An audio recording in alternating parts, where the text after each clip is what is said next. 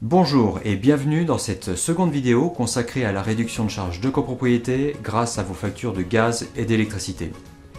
Dans la vidéo précédente, je vous ai dit que les copropriétaires font en général 5 erreurs qui conduisent à une augmentation des charges de copropriété. Nous avons vu qu'en apprenant à éviter ces erreurs, chaque copropriétaire pouvait gagner jusqu'à plusieurs mois de charges. Si vous n'avez pas encore vu la première vidéo, je vous invite à mettre cette vidéo sur pause et à cliquer sur le lien qui s'affiche juste ici pour y accéder. Vous verrez pourquoi je vous encourage à négocier tous vos contrats énergie, quelle que soit leur taille. Les gros contrats si vous êtes en chauffage collectif, les petits contrats électricité des parties communes et surtout vos contrats individuels que vous pouvez négocier groupés avec l'aide de votre syndic. Donc maintenant, voici la deuxième erreur. La deuxième erreur, c'est de ne pas négocier, ou plus précisément de ne pas vraiment négocier. Dit comme ça peut paraître évident, et pourtant il faut savoir que ça arrive plus fréquemment qu'on ne le croit.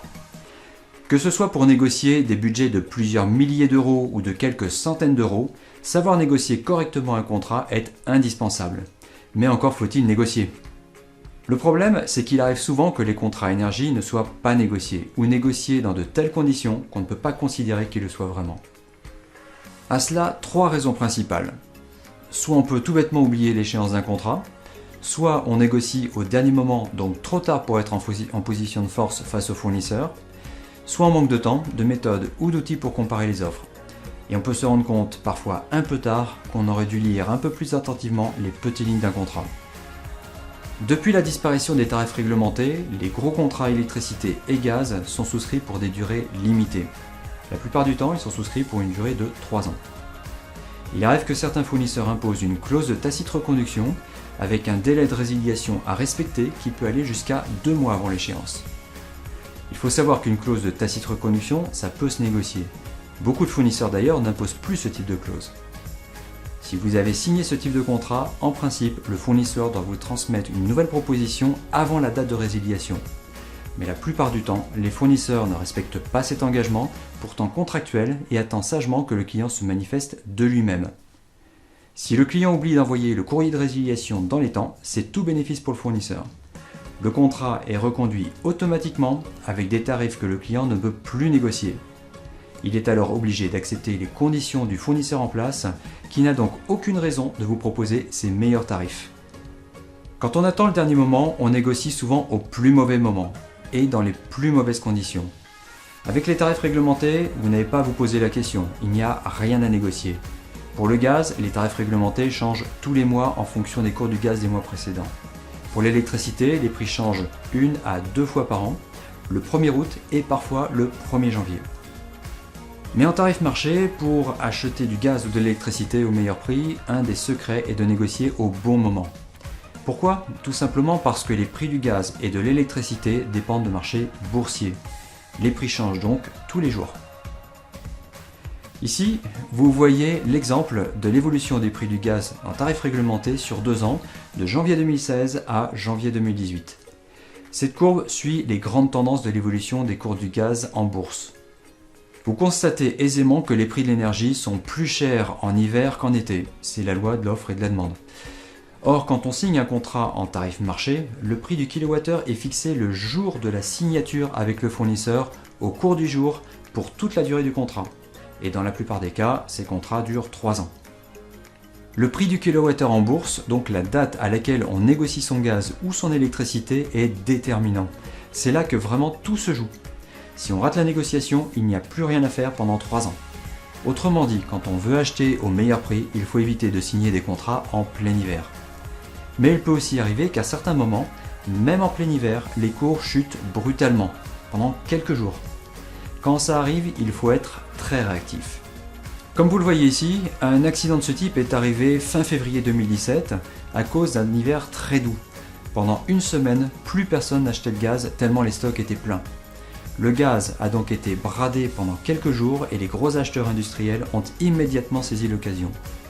Malheureusement pour elles, la plupart des petites entreprises ne nous ont pas écoutés et n'ont pas compris qu'il y avait une réelle opportunité de faire une très belle affaire. Pour un syndic, c'est pareil. Difficile de demander aux conseils syndicaux d'être aussi réactifs, sauf si le processus de décision a été anticipé. Nous verrons cela dans la prochaine vidéo. Or, il faut savoir une chose très importante. Un contrat énergie en tarif marché peut se négocier jusqu'à 1 an à l'avance. Ça veut dire que vous avez 1 an pour négocier à chaque période de renégociation, donc tous les 3 ans. Cela vous donne le temps de consulter et d'analyser les offres correctement. Cela vous permet de choisir la période de négociation la plus favorable et vous pouvez éviter des frais et des pertes de temps inutiles. Dans ces conditions, une date d'échéance de contrat au 31 décembre n'est pas un handicap. Au contraire, c'est une date d'échéance à privilégier. Malheureusement, aujourd'hui, peu de clients utilisent cette possibilité et c'est bien dommage. Ensuite, attention à ne pas confondre date de signature et date d'échéance. Souvent, on attend l'échéance du contrat, donc le dernier moment pour négocier.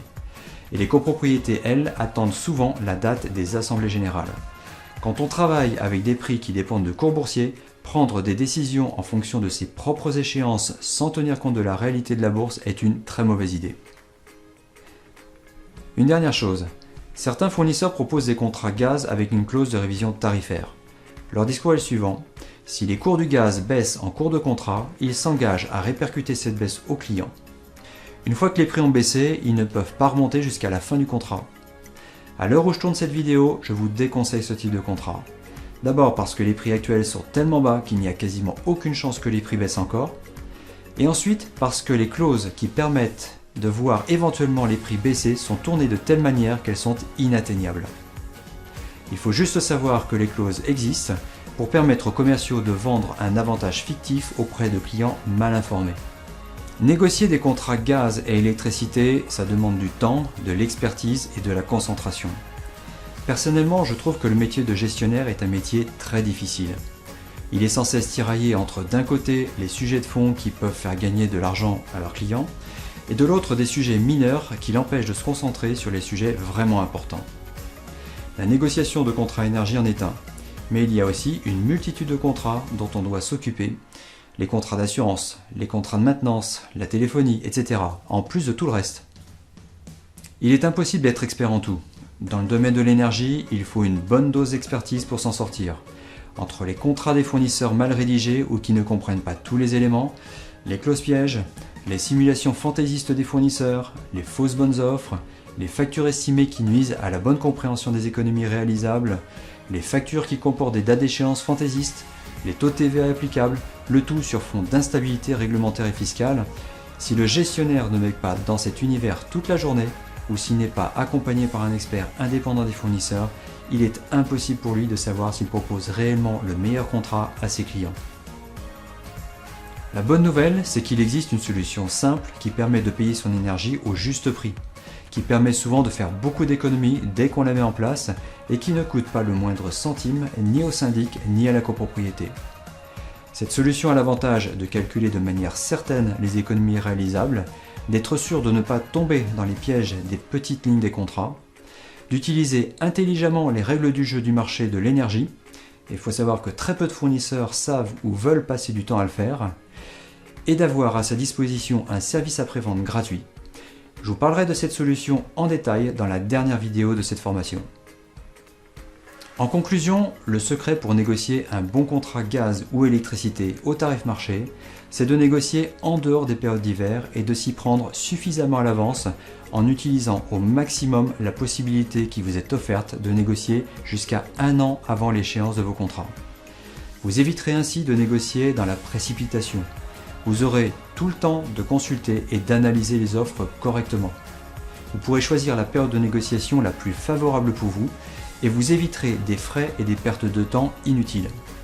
Mais n'oubliez pas, même si je vous conseille d'utiliser à plein cette période d'1 an, il faut aussi créer les conditions de pouvoir prendre des décisions rapides en dehors du calendrier des assemblées générales. Je vais vous expliquer comment vous pouvez faire dans la prochaine vidéo. Voilà, cette vidéo est maintenant terminée. Merci de l'avoir regardée.